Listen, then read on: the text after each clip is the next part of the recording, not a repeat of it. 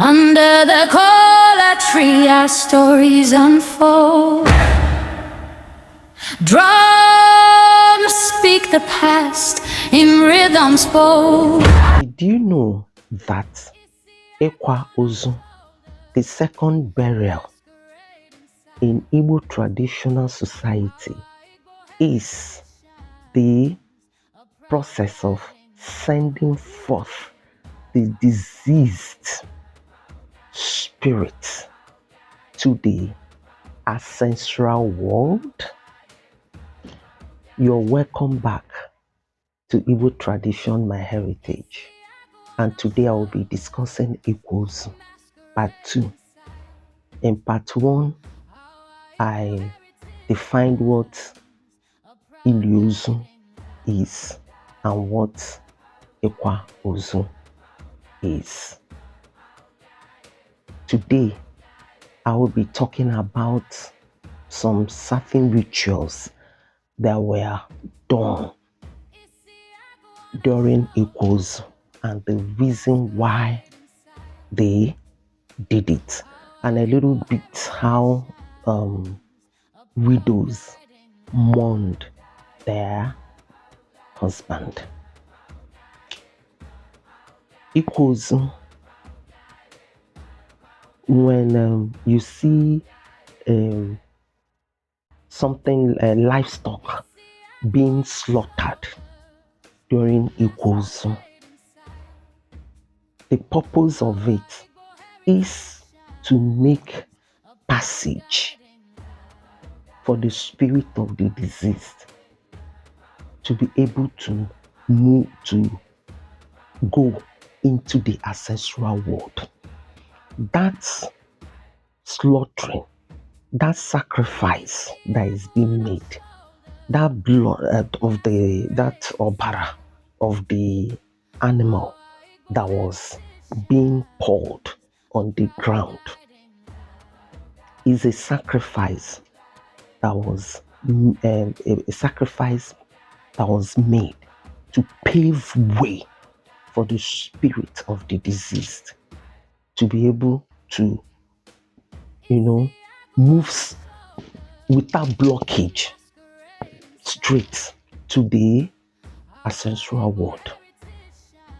Another significant thing that happened during that time was the appearance of masquerade. Masquerade dancing around the deceased compound signified ancestors coming to receive their own. Is now, saying, yes, we have come to take our daughter. We have come to take our son. And it was said that sometimes you see the masquerade dancing very fiercely, as in clearing the paths, any blockage, anything that is trying to hinder the deceased soul from moving into the ancestral world. Very, very important. And another thing that was done is that after the second burial, there was what is called Ihicha Ala. Ihicha Ala. Ihicha Ani or Ihicha Ala, cleaning of the land. What that meant was to, send forth to clear away the spirit of death out from the family. And now, say as in death, bye-bye, go, ozo emekwana, to cleanse it. So that's another thing that they did, our ancestors did after Ikwa Ozu.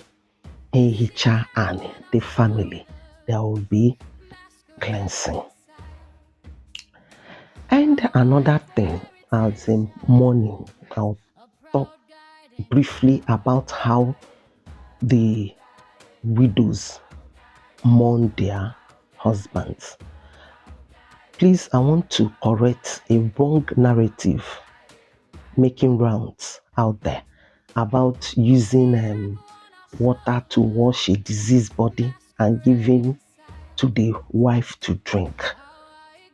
They said when the wife is being suspected of having a hand in the death of the husband.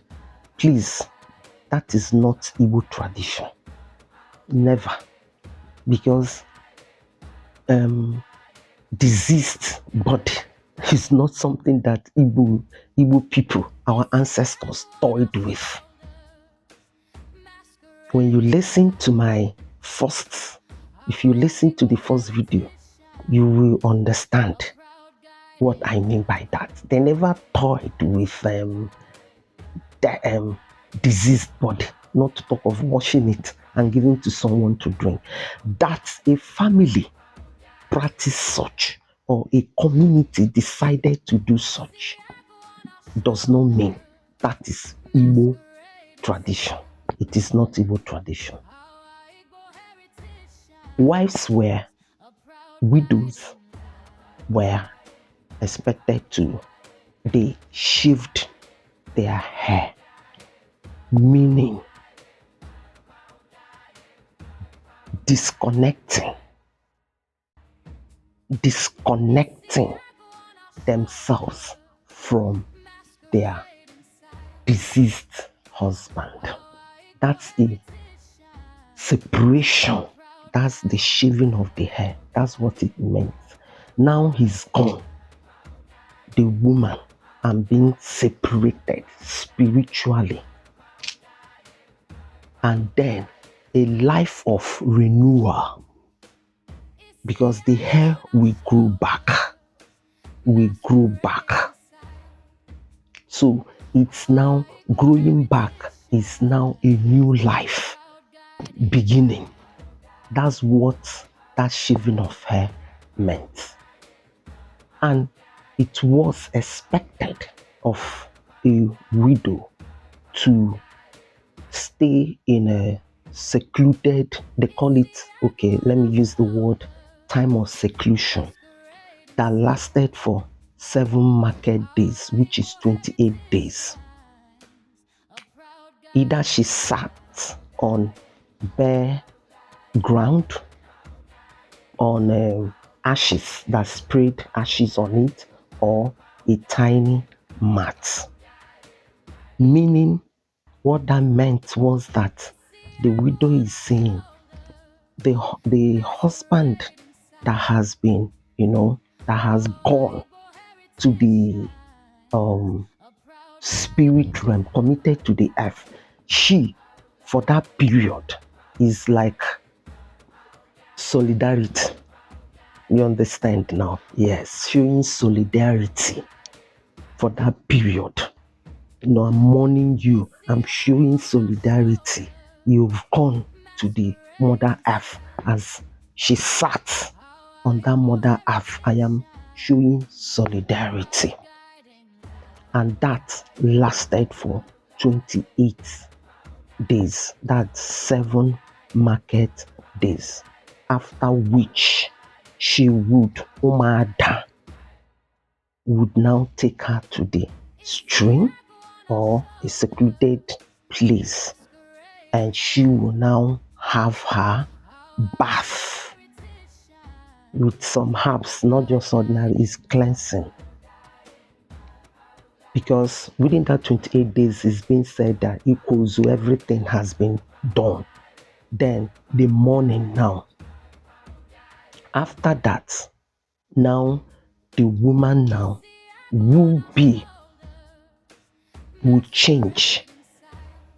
During the seclusion period of that 7 market days, she will be painted with Nzu, which signifies purity and spirit, connection to the spirit world.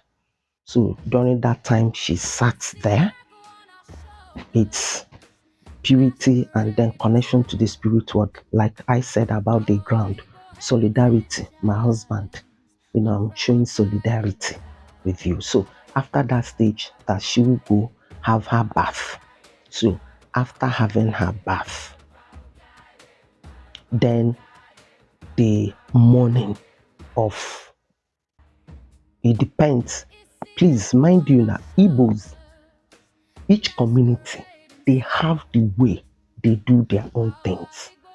But there are some things that are general practice with the Igbos. But how they handles it depends on each community.